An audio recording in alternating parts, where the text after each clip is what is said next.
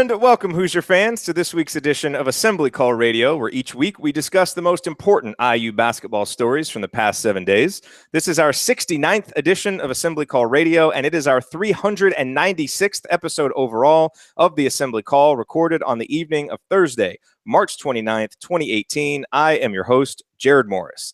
And let's begin this week how we begin every episode of the Assembly Call, and that is with our Hoosier Proud banner moment. Last week, I used this space to provide a roundup of exciting achievements occurring around the IU athletic department. Included in that roundup was the success of the women's basketball team in the WNIT, and that success has continued. As you probably heard, the women's team defeated TCU on Wednesday evening, meaning Tyra Buss, Amanda Cahill, and co. are set to take on Virginia Tech in the WNIT championship game on Saturday afternoon at 3 o'clock Eastern Time at Simon Scott Assembly Hall. That game can be viewed on the CBS Sports Network. That's not regular CBS, but the CBS Sports Network.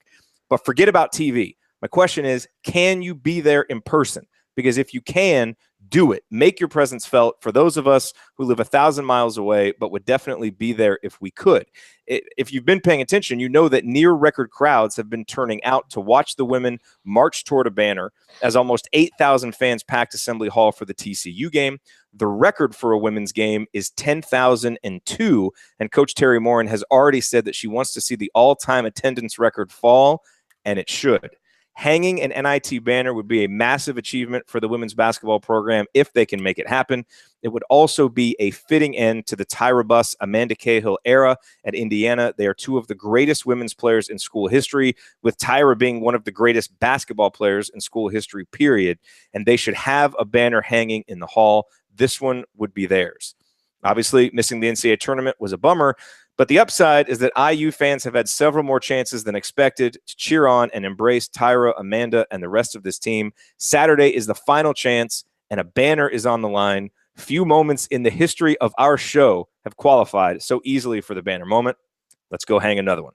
All right, now let me introduce my esteemed co-host for this week's show. Andy Bottoms is out this week, so filling in for him will be one of our favorite guest hosts and one of the few people actually ranked higher than Andy on the Bracket Matrix worldwide rankings of bracketologists. He's the founder of the Delphi Bracketology Club, the host of Talking Hoosier Baseball, a longtime basketball coach, and one of the most genuinely kind people you will ever meet. He's the coach, Brian Tonsoni, and that means this is Tonsoni time. Coach, what's on your mind?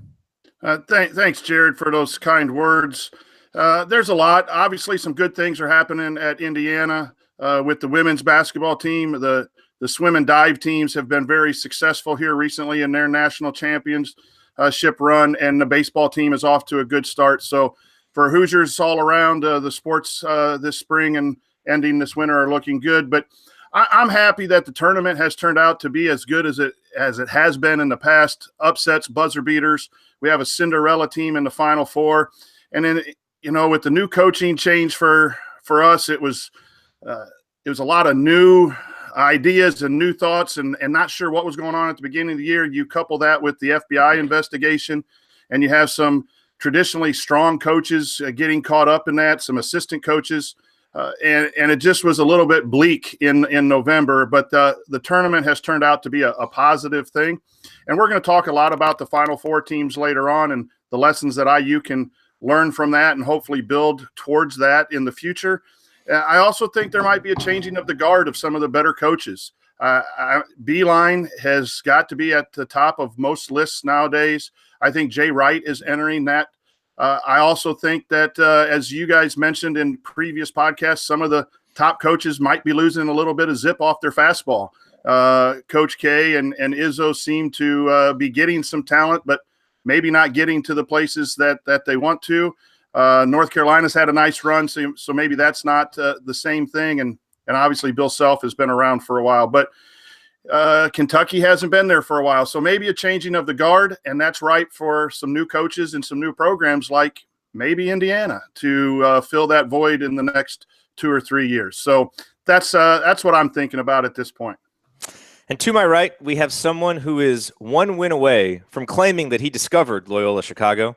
He's a columnist for The Big Lead, and he's someone who is already preparing his theory for why Romeo Langford will be on a 2-year plan in college. And he's still so broken up about that Grayson Allen shot at the end of regulation missing and not sending Duke and Coach K to the Final Four. Hopefully he can pull himself together for the opening statement. Yes, is the son of Zeus himself. Ryan, what is your rant about college basketball, Indiana basketball, or anything else this week? Yeah, real national tragedy that Duke didn't advance to the Final Four, for me at least. I think that you're right, Jared, about the women's NIT game. I mean, people should really get out and go see that. It's rare that you have a chance to see something like that, especially with the seniors that have been there a long time. I mean, send them out the right way. It's a home game for a championship. I mean, you don't get those very often. And, so I in any sport really. And so I think that people should really go out of their way to go to that game. It's going to be fun. This team plays fun. The atmosphere has been great at these games, talking to people who've been there.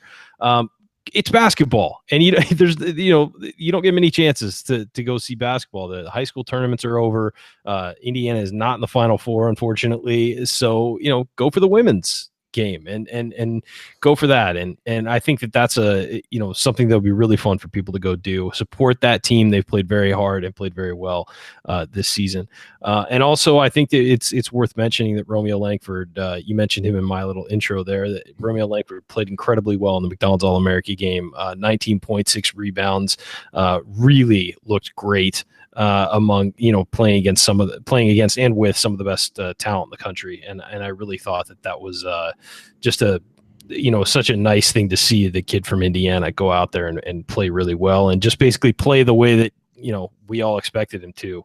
19.6 rebounds in 21 minutes is pretty good against some of the best players in the country. So that's really all that's going on in Indiana basketball this week. It's a wait and see game with Romeo Langford, and the women are certainly worthy of getting some attention. Yeah, and Romeo betrayed nothing about what he may be thinking one way or the other about any of the schools, continued to answer all of the questions exactly the same way he always does. So we will continue to wait and see on that. All right, here are the topics that we are going to address this week. Unfortunately, we have to talk about the sad and unexpected passing of Darryl Thomas. We will do that here at the end of our first segment.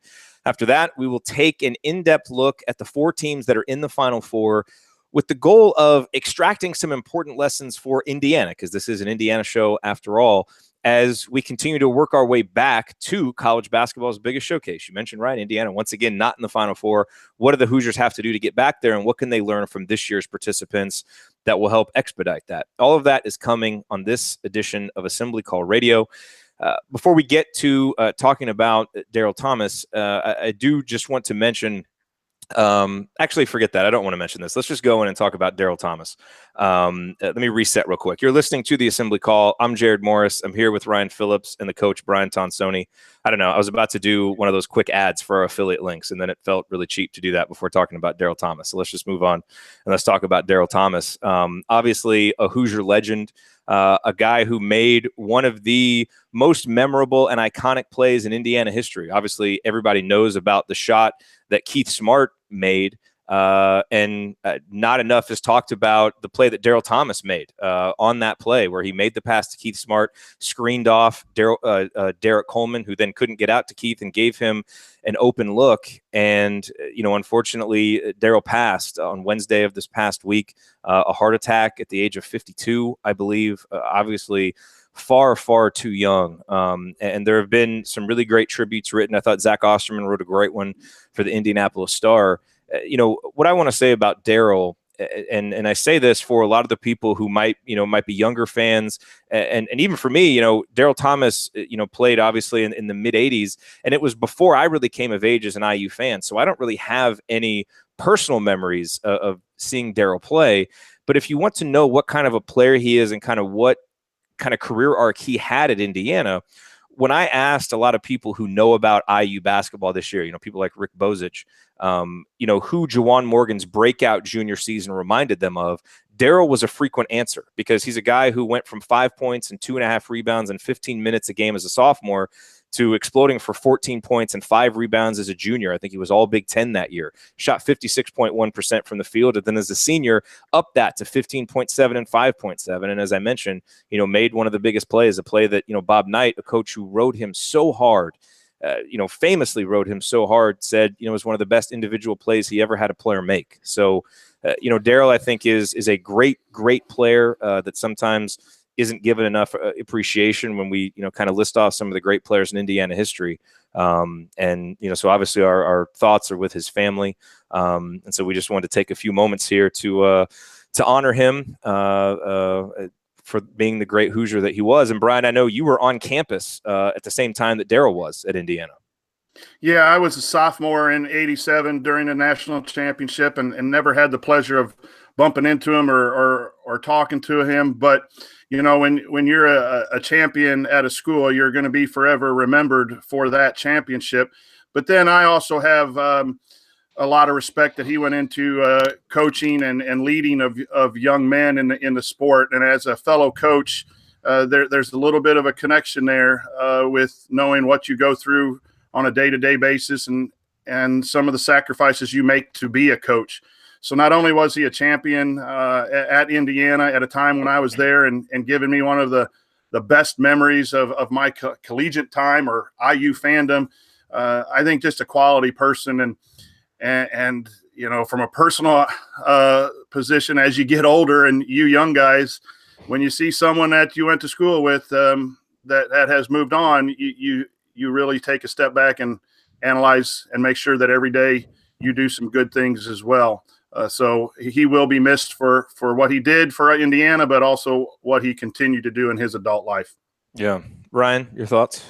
Well, I think that, I mentioned this on Twitter. He's a guy along with Delray Brooks who during the season on the brink year really took a lot of garbage from Coach Knight and quite frankly, a lot of unnecessary garbage. The point where it went from being, trying to, ride a guy to make him better to almost outright bullying and harassment. And of course, that's a story with a lot of guys who played for Coach Knight. We know that. I mean, I'm not here to turn this into a referendum on him, but I think that it showed a lot of strength from Darryl Thomas to, as you said, improve tremendously and then become a captain and a leader and a guy who was a huge part of that national championship run. And to win a title along with Steve Alford and, some of the other guys that were, the top guys on that team. I think the other captain was Todd Meyer, I think, were the 3 captains. And so I really think that, it showed a lot of personal character for him to stick with it, despite what was clearly over the top treatment, to stick with it, to tough it out and to wind up, winning a national title as a captain. And as you said, make that play to find Keith Smart and hit the big shot. So, nothing but respect for Darryl Thomas. I think he was a wonderful example of what Indiana,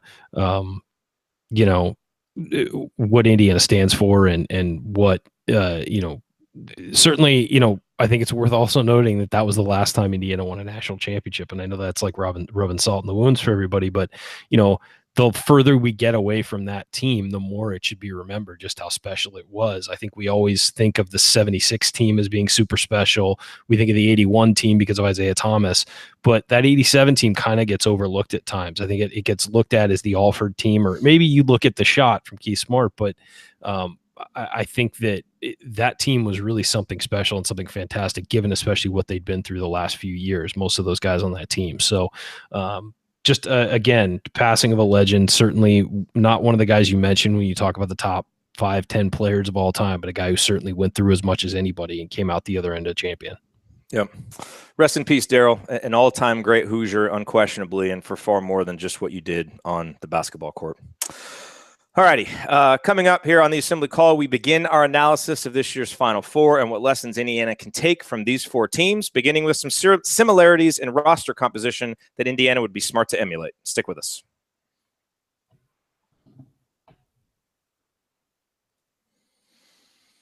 Okay.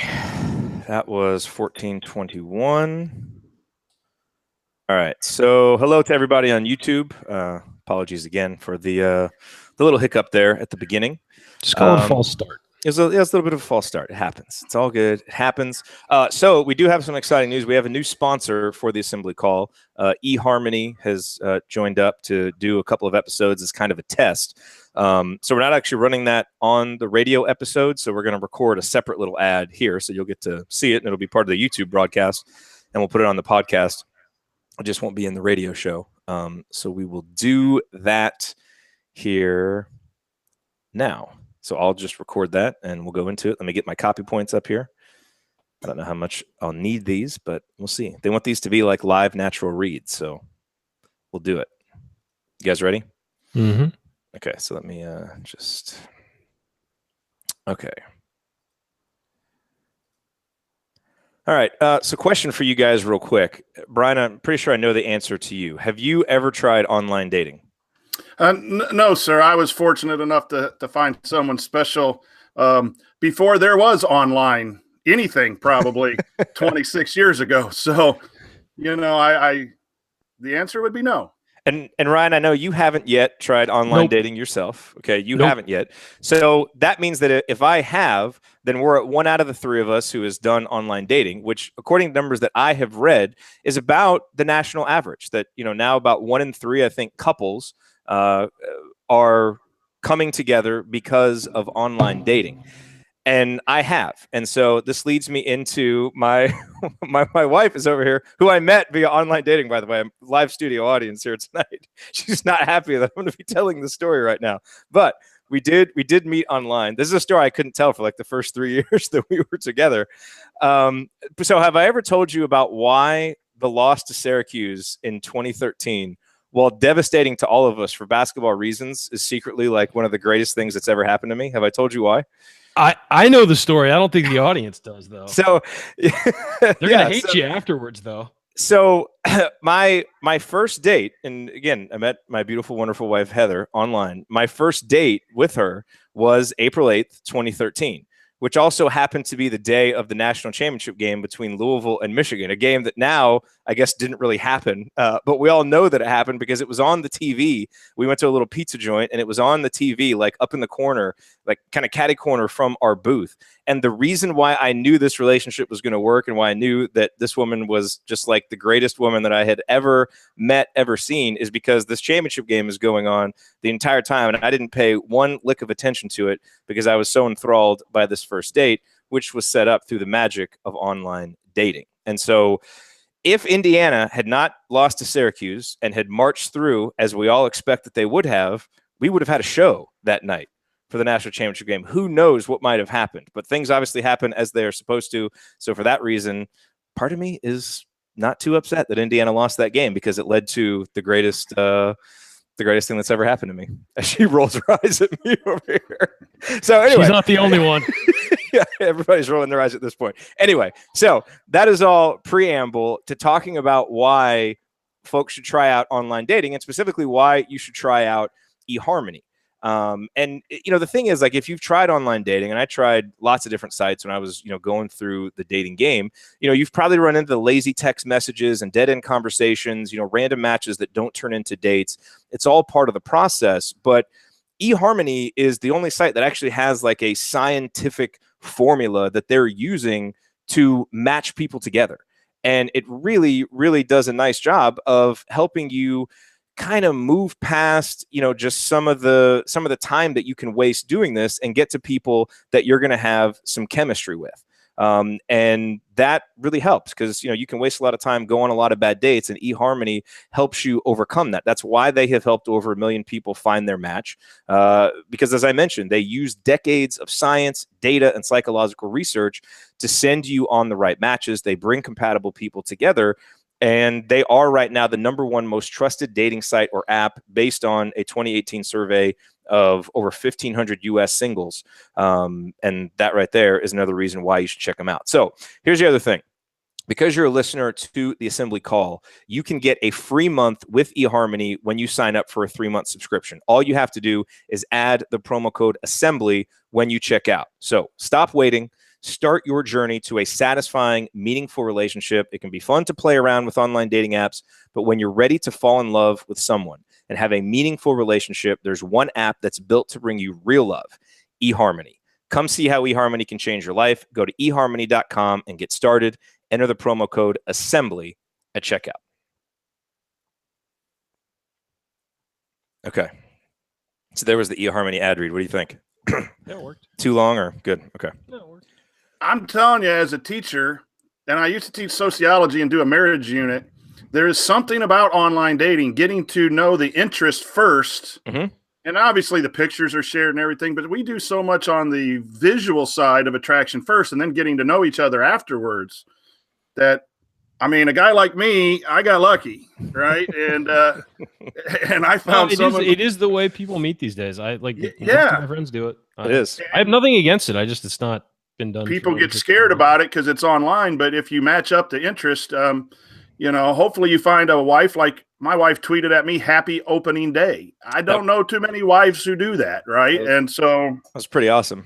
Dakota Mathias right now in the 3-point contest, by the way, against Notre Dame. Matt Farrell, yeah. Yep. Farrell was Dokic's pick, so clearly that wasn't going to work out. That was a great subject change there by Ryan. No, sorry. Talk about online dating. He's done with this conversation. He failed Mathias after dark. Yeah. He wants some story time. All right, let's talk some basketball. Someone just commented, "Wow, this is going to be a long off season." Okay, let's get in. Let's get back to talking about some basketball. Okay, here we go. All right, so we'll hop in here. Ryan, are there any of these that you don't have anything to say about? Any of the the questions? I haven't even looked. Any of these lessons? Okay, well, just pop in. Let me know in chat. I'm going to go to Brian for the first one because it's obviously the one that he suggested, and then I'll kick it to you. Let me. I can touch on this quickly at the end of it. The first one. The one. Okay, cool. Sweet. So I'm going to basically just do quick descriptions and then kick it to you guys. All right, here we go. Ready? Okay.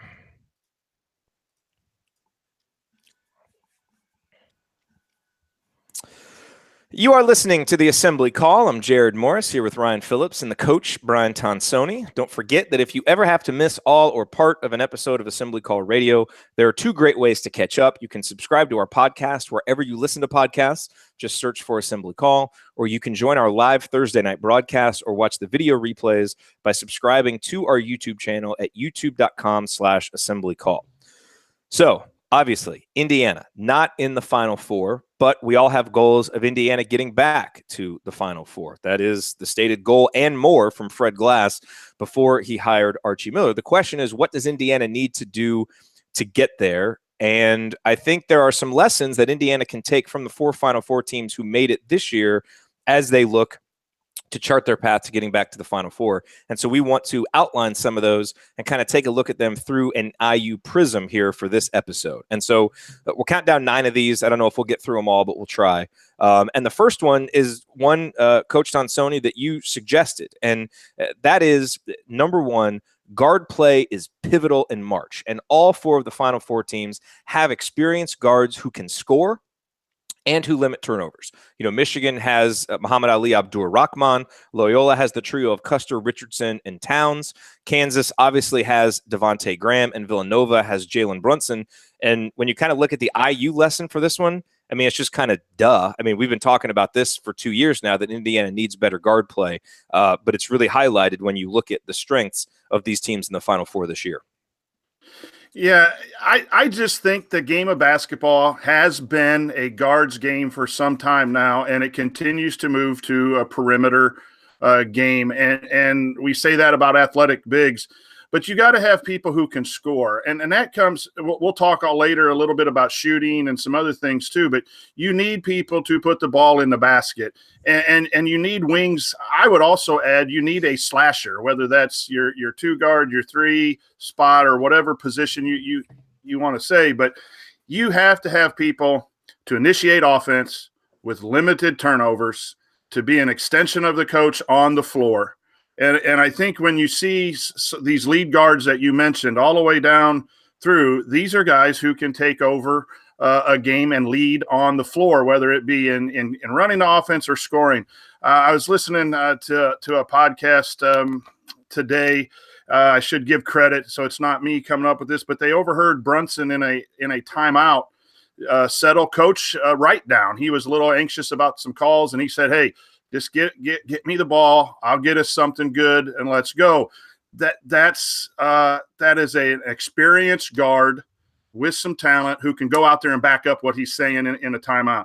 The Loyola run has been nice, and the reason is they have people who are knocking down shots and their guard play. And you need all positions on the floor, but where that plays out for IU is that we didn't have excellent guard play last year, and that's why we struggled to just get to 16, whether it be shot making or initiating offense. And that's where we've got to build with the recruits and what we're getting coming in to be able to get to the tournament and then advance in the tournament. Most nights we barely had adequate guard play, let alone excellent. Yeah, what I would say is I think that guard play is certainly important, particularly early in the tournaments. You've got weird game times sometimes, morning games. You've got sometimes super late games. You're in unfamiliar territory, other arenas, all that stuff. You need whoever is initiating the offense to settle people down and to get it started and make sure you're not starting possessions, off your back foot. So I think guard play is incredibly important, especially early. Once you sort of get into the flow of the tournament, I would say it's important for knocking down shots. The teams that hit shots in March are typically the teams that win.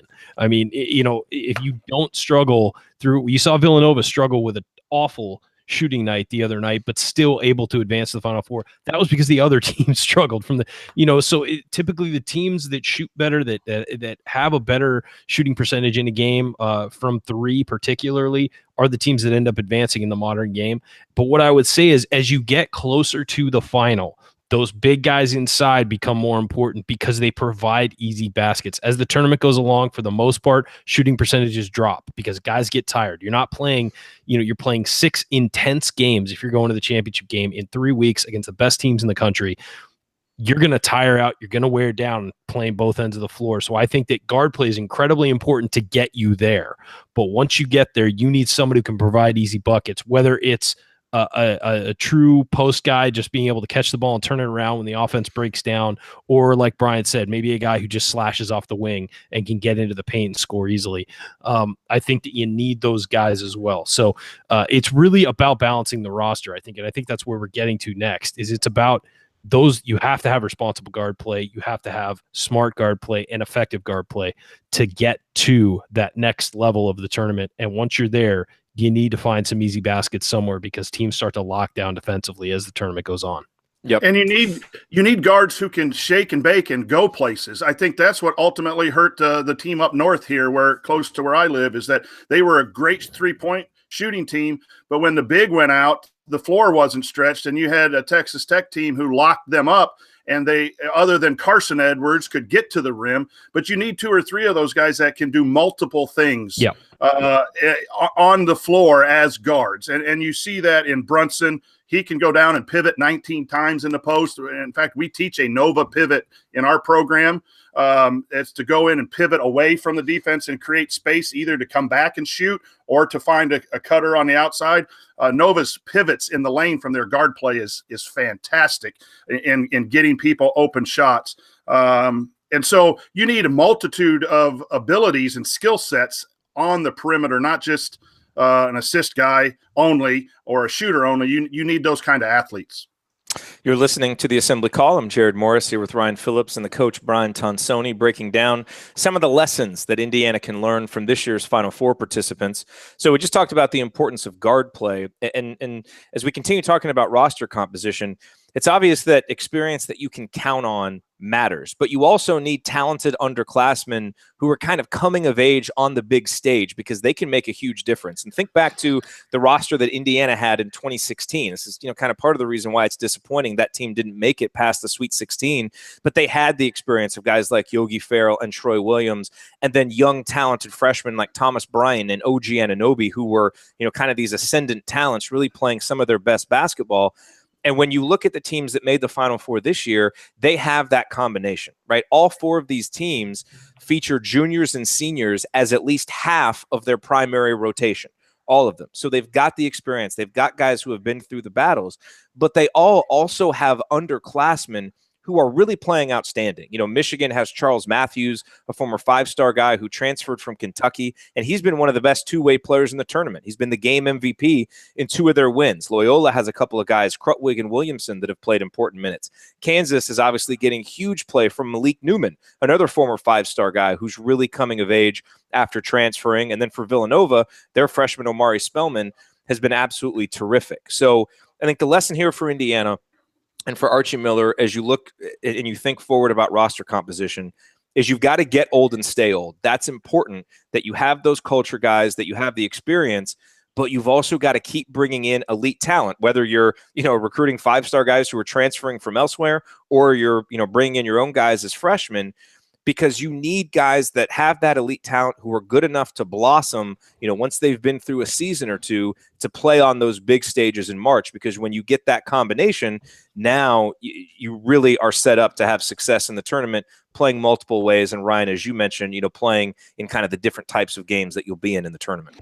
Yeah, and I think one thing to keep an eye on too for those veterans is they have to be accomplished veterans. It's not just about having older guys. It's having older guys who can point to, hey, look, I've done this before. I've been here before.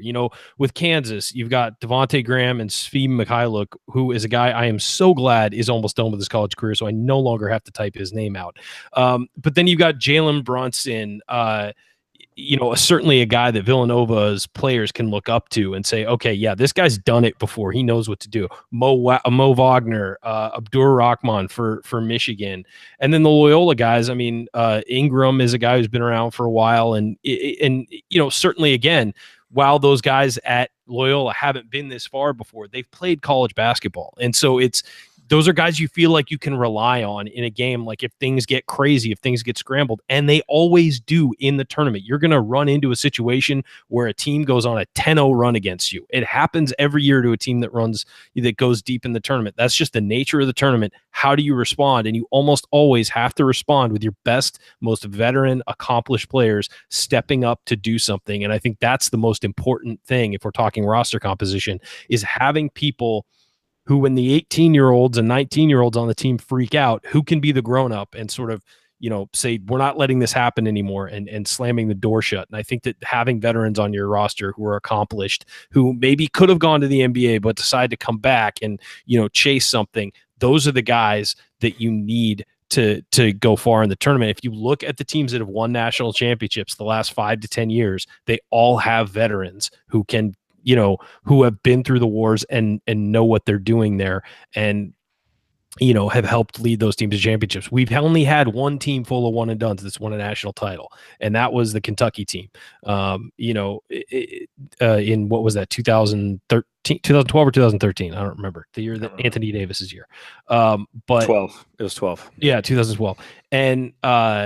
And then you had a Duke team win it with a few one and dones, but they also had some veterans on that team that helped shut things down against a very veteran Wisconsin team. So I just think you need that roster balance. As you said, you've got to constantly be bringing talent into your program, and useful talent, guys who can play, but at the same time, having those veteran guys is invaluable, especially in a tournament situation. God, thinking about this really makes me regret what happened in 2016. That roster was good enough to make a Final Four if we didn't run into that buzzsaw of North Carolina. It was. That was a really good team, especially by the end of the year. Yep. Man. But if you go by accomplished, I would almost, and we can go back on 2016. Yogi, yes, the others were very talented and played some basketball, but I think the word accomplished from Ryan is the key word. A Brunson who's been through. Yep.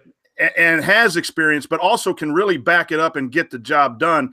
And then the other thing about Villanova that I read this week was the number of redshirt years in that program. So a lot of those players, whether it was an injury, a couple kids had injuries, some were transfers, some were just come in as freshmen. I think there were 6 players who are participating, and a big part of this Villanova run who have been redshirted.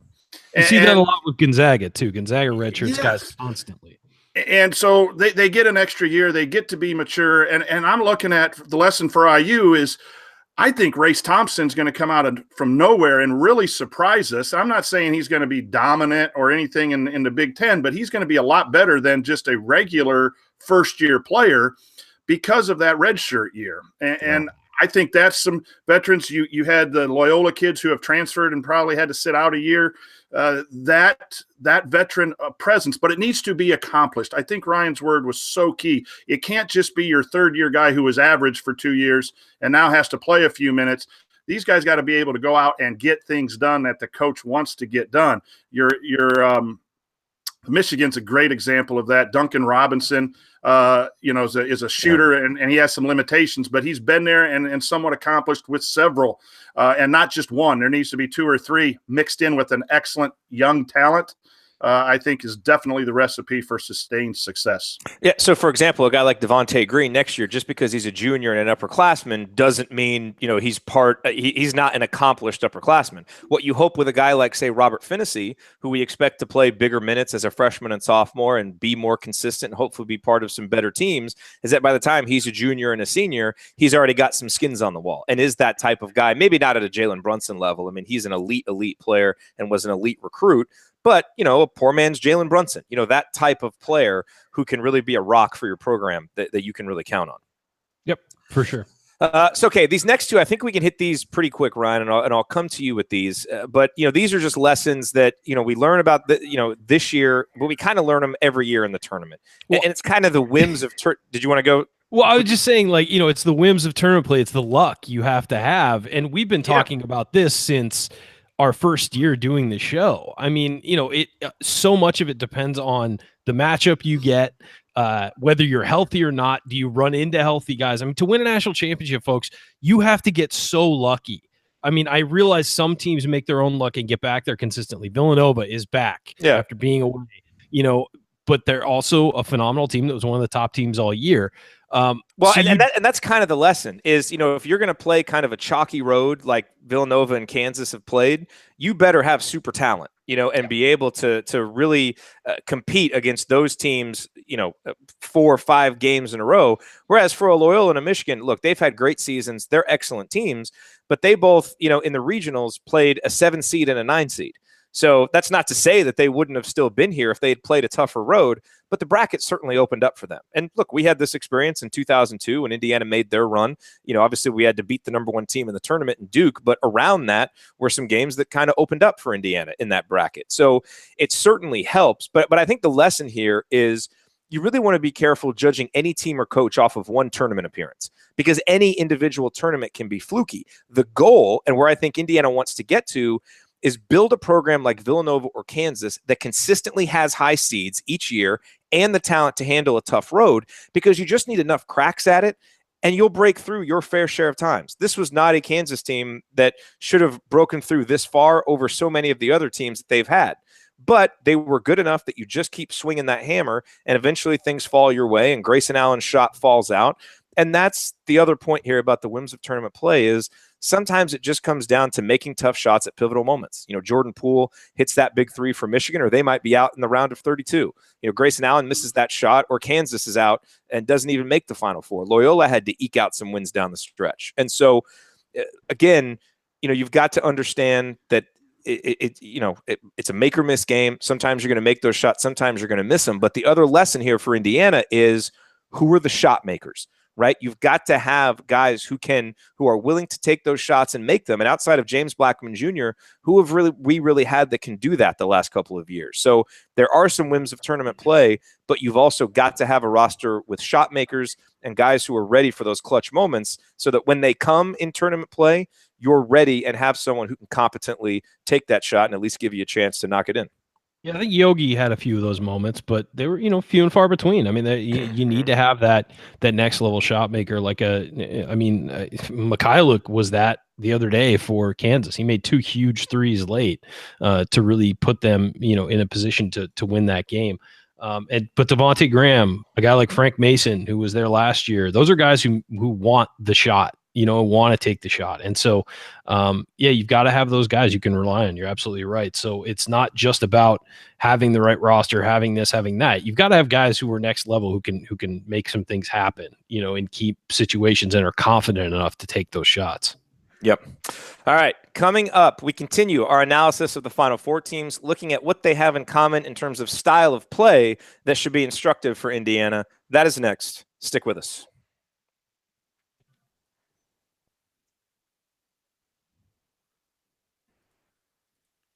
Okay, that was That felt long. it was 17:37. Okay. But we're pretty much on the pace that we normally are. Let's see, 14:21 for the first one, 17:37. So we're at about 32 minutes right now. So what's this one got to be? That's pretty good. Well, we've got 18 minutes for the next two segments. So this one will be a little bit longer, and I didn't put much on there for the last segment. So we'll just see how long this takes us to get through, and then I saved that one for the last segment. And if we have any extra time, we can just talk about that Darius Bazley decision real quick. Okay.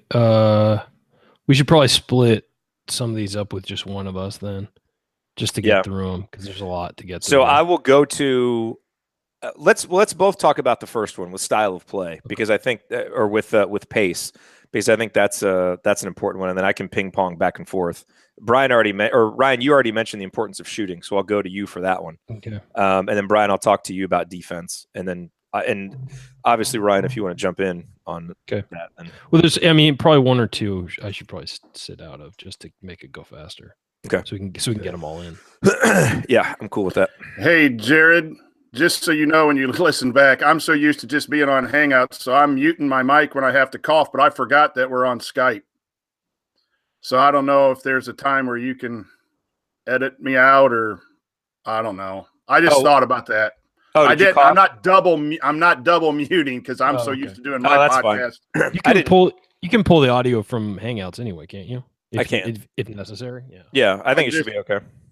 Yeah, so you might hear a couple, because when I mute, I will double mute now when I have to do. Okay, and actually, if you're only going to mute one place, Skype is probably the better place to mute. Yeah, that's. I just thought about that. I'm batting just 1,000, man. Hey, it's all good. It's all fine. good. It happens. And then just cough to the side or something. I do it all the time. Yeah. Okay, here we go. Let me get a quick drink. All right. You guys ready? Yep.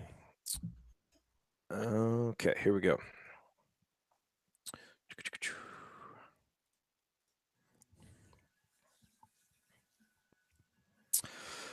You are listening to the Assembly Call. Go to assemblycall.com/join right now to learn how to subscribe to our email newsletter, because if you want to get more out of being an IU basketball fan, then you need to be on our newsletter list. You will get our weekly Six Banner Sunday news roundups all the way throughout the offseason to keep you up to date on what's going on with IU basketball. And then once the season starts, you will get our post-game analysis emails sent the morning after every game. It's all free. It's content we only send to our email subscribers, and it will make you a smarter IU basketball fan. Again, the URL, assemblycall.com/join.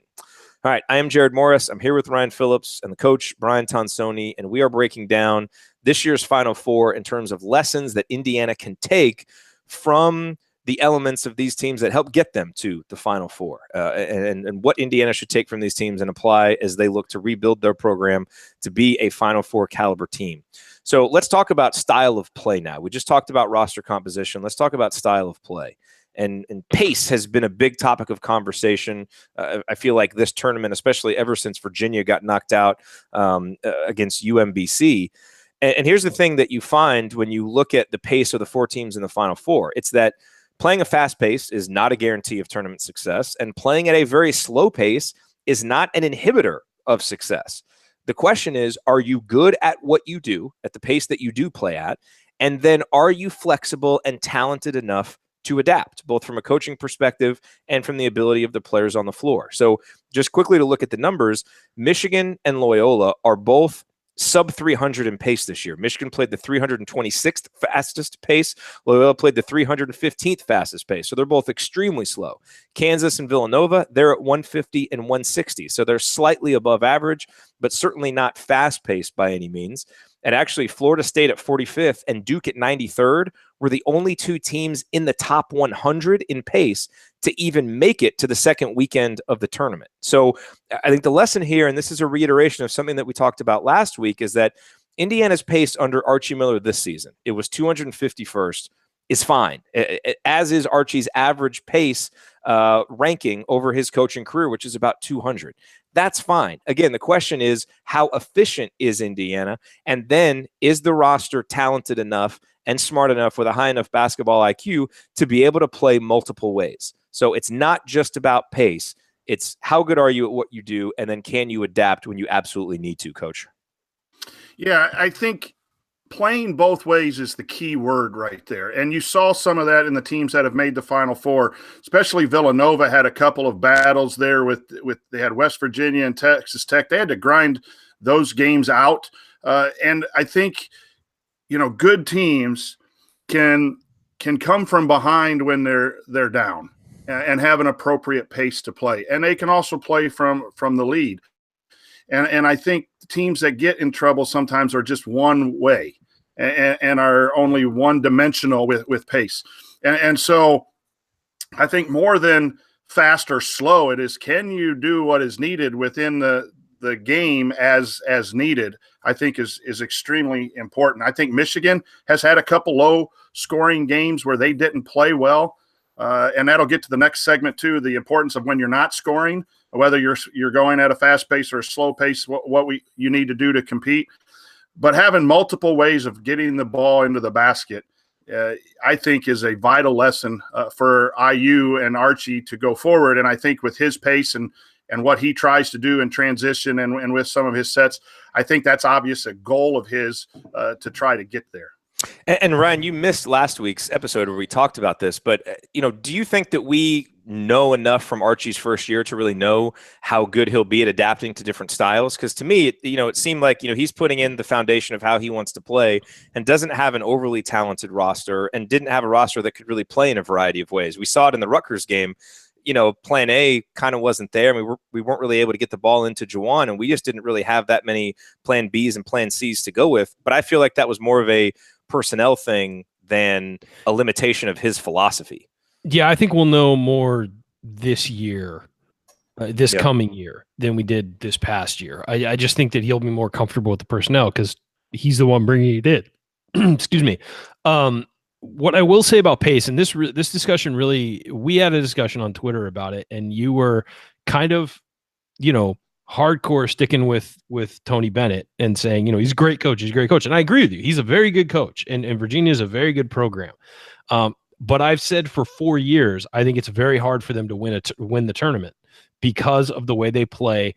And because, as you mentioned, and the key is they're not adaptable. They stick hard and fast to that mover blocker offense, and they do not deviate. They do not play multiple ways. That is the way they do it. And the reason why it works is because their defense is really good.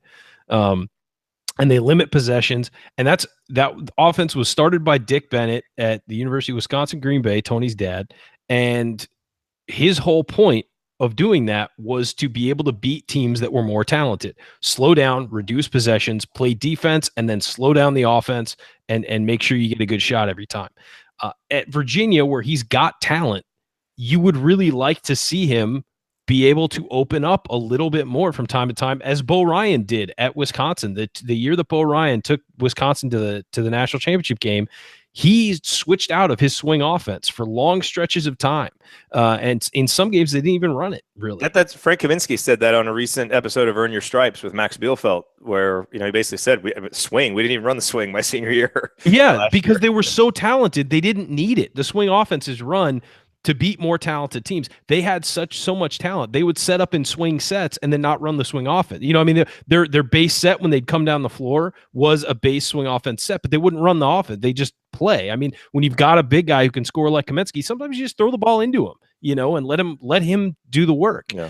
But point being, you've got to adapt. You have to adapt. And the problem with Virginia is they do not adapt. And the problem is that no matter how good your defense is, in the tournament, you're going to run into a team that shoots the lights out for a half or something. You're going to run into something, and that's what happened against Virginia. UMBC did not miss, put them down 10, and when you play as slowly as Virginia does and you don't adapt, a 10-point lead is like a 20-point lead, because it takes they don't get that many possessions. They don't get out in transition. They don't finish at the rim, in transition and things like that. So UMBC had them up against the wall. And I told my dad as we were watching that game, when UMBC was up 8, I turned to him. I said, this is like a 16-point lead. This is good.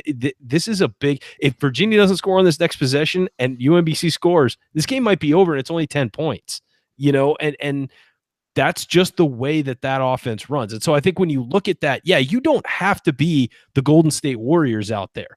But you've got to be able to adapt depending on how the game comes, because the thing about the tournament, you're playing unfamiliar teams, running unfamiliar systems.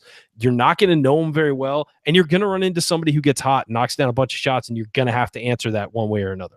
Yep. We had an interesting discussion today. We had a coaches meeting, and again, high school is always different than college. I want to make sure people know that I understand that. But we were talking about, if we're going to be strong defensively, let's try to push the ball and get more offensive possessions and then trust our defense. So I think if you're a strong defensive team, you shouldn't be afraid of a lot of possessions necessarily, depending on where you're at, what your league is. But you need to be able to go at different paces, different things, depending, especially in a one and done situation. League is different, one and done. Very important. All right, you're listening to the Assembly Call. I'm Jared Morris here with Ryan Phillips and Brian Tonsoni, breaking down this year's Final Four through an IU prism as we try to extract some lessons that Indiana can take as the Hoosiers try to get back to being a Final Four team. So, guys, let's hit these next three, a little bit quicker. We're talking about style of play here. And, Ryan, let me go to you with this one because you mentioned this earlier. We just talked about pace. Well, regardless of pace, as we mentioned, you can play a slow pace, you can play a medium pace, you can play a fast pace. Shooting with elite efficiency does seem to be a through line that really matters no matter how fast you play, because it's going to be a big determinant of how efficient your offense is. Michigan, who's known for having a great effective field goal percentage, they were actually only 47th this year, which is still really, really good, but not quite in the elite category of Loyola, who's 5th in the country in effective field goal percentage, Kansas, who's 6th, and Villanova, who's 2nd. Right. And in fact, Villanova, Loyola, and Kansas are the top 3 teams in the entire tournament in effective field goal percentage, not in tournament play, but for the season. And lo and behold, here they are in the Final Four. So the clear lesson for Indiana here, Ryan, is the shooting absolutely has to improve. Indiana's effective field goal percentage was 164th this year, driven down by the 307th ranked 3-point shooting percentage they had. Again, a clear and obvious improvement that Indiana needs to make. And for me, effective field goal percentage essentially tells me they're getting good looks. That's what it tells me, because they're making shots. And Michigan is 47th in effective field goal percentage, but they've got a great defense, so it kind of evens out for them that they can do that.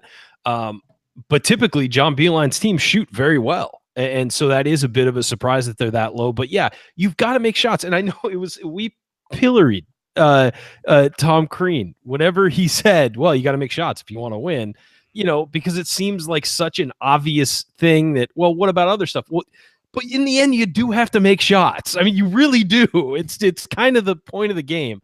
And if you look at offenses now in college and pro basketball, it is all based on shot making. You've got to hit shots. And, the traditional post has gone away. You've got to hit jumpers. You've got to get good looks from the outside, and you've got to make them. And when you got them, when you have clean looks, you have to knock them down. And that's what it tells me about those teams that are all high in effective field goal percentage. It tells me they're getting in the paint and making shots, and then they're hitting their open threes. That's what it tells me. And I guarantee if you were to bring it out and break it down, that's what the case is. And you also have to have good shooters, because Indiana got some open looks this year and just didn't have the guys capable of consistently knocking them down. And that's a recruiting thing and a talent development thing. So, Ryan, you jumped ahead, because lesson number 7 is it's fine. Lesson number 7 is, if you're not going to be an elite shooting team, then your defense better make up for it. So Michigan, which was, again, only, quote unquote, 47th in effective field goal percentage, they were 4th in adjusted defensive efficiency, one of the absolute best in the country. That helped compensate for the less than elite shooting. Now, Nova, Kansas, and Loyola, they're all very good defensive teams, 14th, 42nd, and 18th, but not quite that super elite level that Michigan is. And the lesson here for Indiana is, 65th on defense, which is what Indiana's defensive efficiency was last year, was a major improvement. But that's still not on par with Final Four caliber teams, and not nearly good enough to compensate for the poor shooting. So that identity of being a defensive-minded program is going to have to keep growing as the shooting improves, as the offense grows. But, that 65th number almost needs to be a baseline or a minimum of a floor, and Indiana has to keep getting better, Coach, if, they want to be a team that can actually threaten consistently in the tournament. Yeah, it always says defense wins championships, and I still agree with that. But the previous talk, you got to make shots while playing defense too. But I do think that this is one of Michigan's better teams. Why? Because they're guarding a lot better. And I think that's the reason that Loyola's been able to play with Miami and Tennessee, is because you watch them play defense and they're really taking stuff away. And even to a Kansas State beating Kentucky, defense plays. So I think that's important. And I think we made strides. And so I think that's what IU fans have to be happy with, is that we made huge strides defensively and we need to keep moving in that way. That's going to get us in the tournament and win a few games. Yep. And then the last thing I'll mention about defense, which is the eighth lesson, is that all four of the Final Four teams are very strong in defensive free throw rate. So they're not putting their opponents on the free throw line, and they're very good at defending the 3-point line. And here's a crazy stat, I thought, which is that 18 of the top 33 teams in terms of 3-point field goal defense made the NCAA tournament. All right. 18 of the top 33. Of the 15 that didn't, only Nebraska is from a major conference. And so what that shows you is the importance of playing good 3-point defense. And we know that that was a problem for Indiana last year. And so, while preventing easy layups is helpful, and you certainly, want to keep guys out of the lane, don't give up easy layups. These Final Four teams show the value of making it hard on teams to get points in two of the three most efficient ways possible, which is not allowing teams to go to the free throw line and not allowing teams to consistently shoot for high percentages from downtown. So as we look for improvements Indiana can make defensively, those two right there still offer opportunities for growth, Ryan. Yeah, I mean, clearly those are just, it's an obvious thing when you think about it, is just being better on the defensive end and taking away the easy points that come from the 3-point line and from the free throw line. I mean, you give up a lot of 3-pointers, you're probably going to lose in the modern game, and Indiana saw that a few times this year. Yep. All right, coming up in our final segment, we deliver our final lesson that Indiana fans especially should take from the 4 coaches who made this year's Final Four. That's coming up. Stick with us.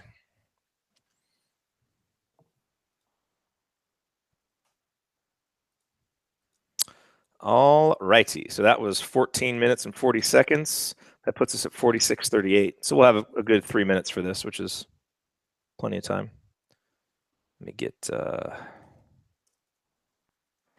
Is there anything that we haven't hit yet that you guys want to? No, let's stick mention? with this. I think this last one's good.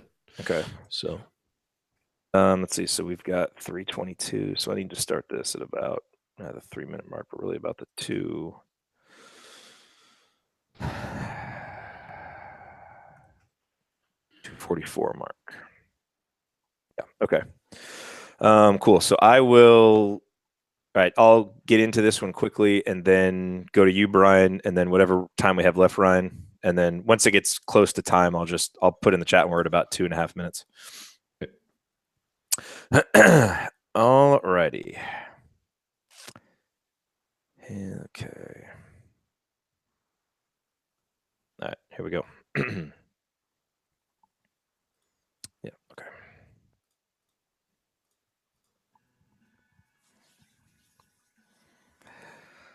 You are listening to the Assembly Call. I'm Jared Morris here with Ryan Phillips and the coach Brian Tonsoni, wrapping up our breakdown of lessons that Indiana should take from the 4 participants in this year's Final Four. And here is the final lesson, number 9, which is that being patient with good coaches pays off. John Beilein had 2 losing seasons in his first 3 at Michigan. He's now made the NCAA tournament 7 of the last 8 years, including a national title game appearance, this Final Four, and Elite 8 to Sweet 16. Porter Moser had 3 straight losing seasons at Loyola before breaking through to win the CBI in his 4th season. Now he's in the Final Four. Jay Wright lost 46 games across his first 3 seasons, finished sub-500 in conference play each year. He's lost a total of 21 games over the last 5 seasons, won 4 conference titles and a national title. Bill Self just wins a ton all the time in the regular season, but he's had his struggles in the NCAA tournament with far better teams than this one, as he mentioned, yet this is the team that got him his second Final Four appearance, and it just goes to show you that if you consistently field great teams, earn high seeds, the timing and the breaks eventually will go your way. And so the lesson here, Coach, is that it's important, it's essential to give Archie time to get his foundation set and his program installed. And even next year is a bit too soon to make any definitive judgments on the Archie-IU marriage. Now, should we expect on-court progress and big strides in terms of bringing in talent? Yes, but be careful about overrating the importance of how many games Indiana actually wins next season, because that may not necessarily be the perfect barometer for whether the program is headed in the right direction. I always believe it takes 3 to 5 years to cement your program in a place. And I know we live in a society that's not that patient sometimes, especially when it's an overhaul and it's such a change from the previous coaching administration. If an assistant takes over and can have some continuity, that 3 to 5 year range might be advanced a little bit. Or in a situation where you have Ohio State was able to achieve a little bit more, but they ran into a dead end. So IU fans, be patient, 3 to 5 years. Let's hope to get in the tournament, win a game or two next year, and then the third year is there with some more of Archie's guys. Ryan? Yeah, I think that's certainly a lesson. You've got to give a guy time, and this works for football too. I think is you've got to give a guy time to get his system in there, get his players in there, and really develop them. Not just bring in the players, but actually develop them over a period of time. You look at the top, programs, and they constantly, as we said, have a depth of veteran experience and good young guys. It's a really key mix, and I think that you've got to let the coach and the rest of his staff handle these guys for a while and get on the right page. Absolutely. All righty. That will do it for us on this week's episode of the Assembly Call. If you want to see us do the show live and be part of the live chat, join us at assemblycall.com on Thursday nights for the live broadcast of our Assembly Call radio recording, or you can always subscribe to our podcast by searching for Assembly Call wherever you listen to podcasts. And don't forget to go to assemblycall.com/join to join our free email newsletter. Thank you for listening. We will be back to talk IU hoops again with you next week. Until then, keep your elbows in and your eyes on the rim, and go Hoosiers.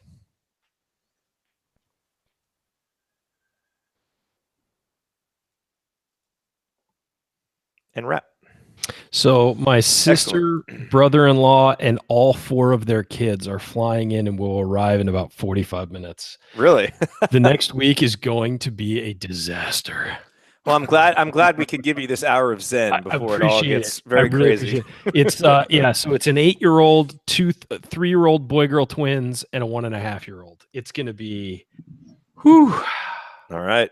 I love them all, by the way. It's just, yeah. It's Uncle Ryan time. Uncle Rai. Uncle Rai.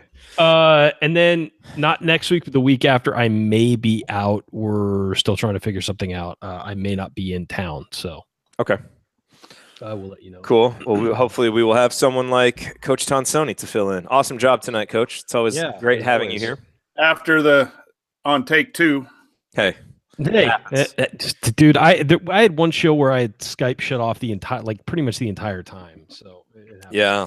I've not recorded entire segments that we've done, so it happens.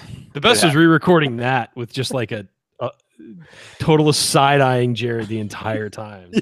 Yeah. This was actually one of the best airs we've ever had. I mean, I hadn't even started the banner moment yet, so it was perfect. Was I going to say? Yeah. Hey, you know what? Do you want to do camp tomorrow? I don't think I can tomorrow. Okay. Yeah. But hopefully I will have more consistent availability on Friday afternoons, because as soon as I do, I'm down to do that again. Okay. Yeah, I think it works instead of having me twice, having you on there to go like full on assembly call stuff. Yeah.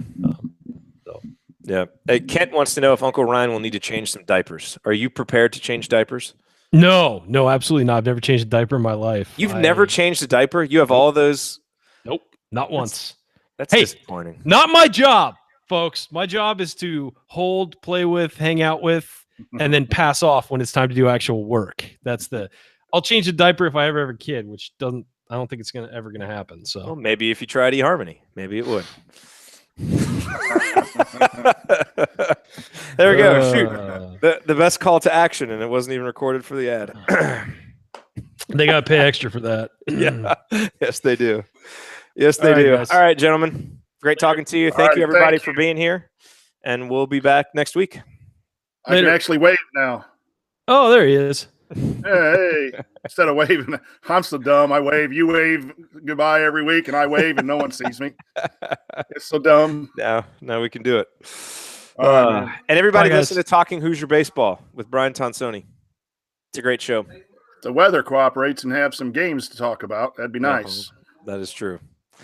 That is Later, true. guys. All right, everybody. See ya. See you next week.